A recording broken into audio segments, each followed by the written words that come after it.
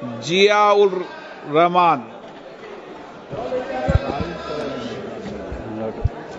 बिस्मिल्लाहिर्रहमानिर्रहीम।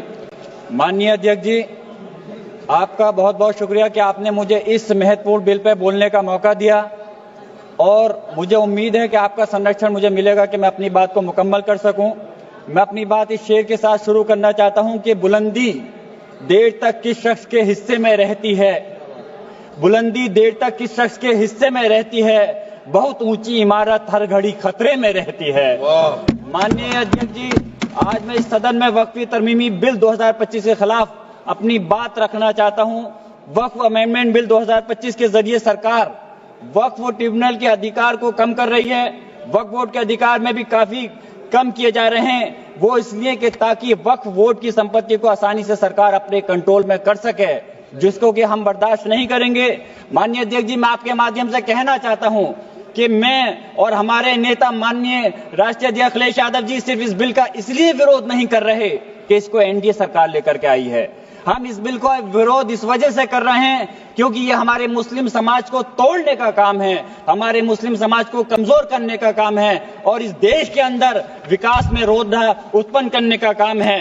माननीय अल्पसंख्यक मंत्री जी कह रहे थे कि विपक्ष गुमराह कर रहा है, बल्कि हकीकत यह है विपक्ष गुमराह नहीं कर रहा इस बिल के ऊपर, बल्कि आप लोग गुमराह कर रहे हैं। आप लोग गुमराह कर रहे हैं इस सदन को, आप लोग गुमराह कर रहे हैं इस समाज को, इस देश को।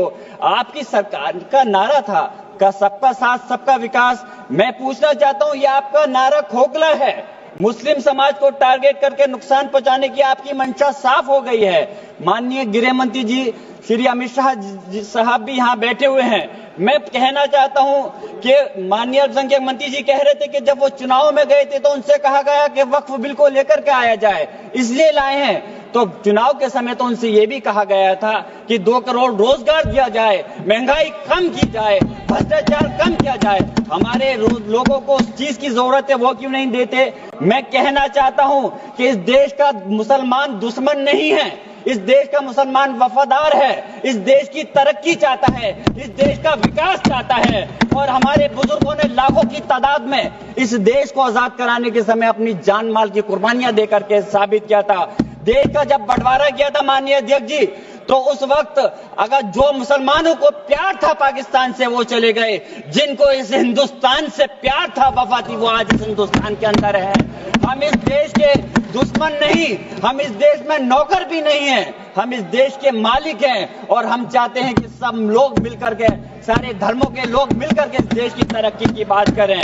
मैं पूछना चाहता हूं कि मुस्लिम के 5 साल मुसलमान होने के बाद प्रॉपर्टी को वक्फ कर सकता है?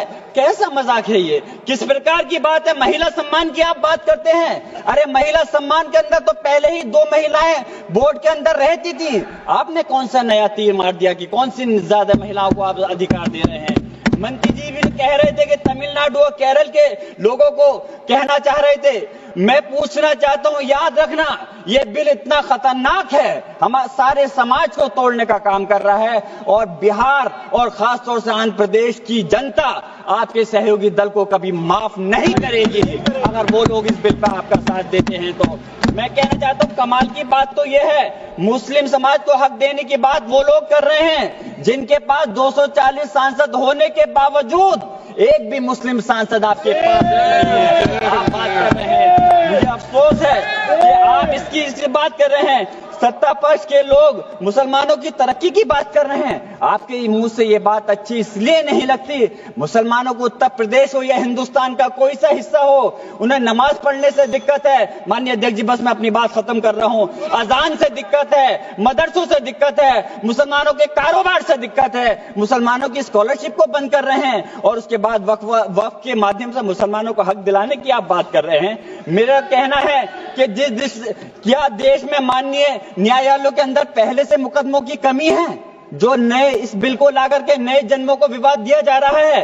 आप वैसे तो संवैधानिक प्रक्रिया पर यकीन रखते हैं, आप कहते हैं कि संवैधानिक प्रक्रिया के तहत ही हर बूथ में चुनना चाहिए, तो मैं वक्फ बोर्ड के अंदर क्यों आप नॉमिनेट करके सदस्यों और अध्यक्ष को नॉमिनेट करके सरकार के कंट्रोल में रखना चाहते हो? मैं अपनी बात खत्म करते हुए मैं सरकार से कहना चाहता हूं आपके माध्यम से माननीय अध्यक्ष जी कि इस बिल को वापस लेना चाहिए।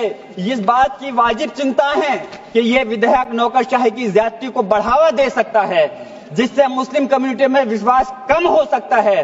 संस्कृति और मजहबी विरासत की हिफाजत कभी भी प्रभावित नहीं होनी चाहिए। मैं आप अलग से मुस्लिम संस्था के आखिरी बात माननीय अध्यक्ष जी, आखिरी बात मैं कंक्लूड कर रहा हूं। मैं पूछना चाह रहा हूं कि दूसरे समुदाय के लोगों को वक्फ बोर्ड के अंदर रखने का क्या मतलब बनता है?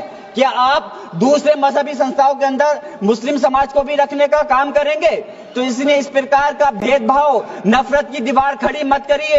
इस देश की तरक्की के लिए सब लोगों को मिलकर के साथ चलना पड़ेगा। मैं अपनी बात इस शेर के साथ खत्म कर रहा हूं माननीय अध्यक्ष जी कि ये इंसान के बनाए हुए काले कानून, ऐसे कानून से नफरत है, अदावत है मुझे। इनसे हर सांस में तहरीक बगावत है मुझे। बहुत बहुत शुक्रिया माननीय।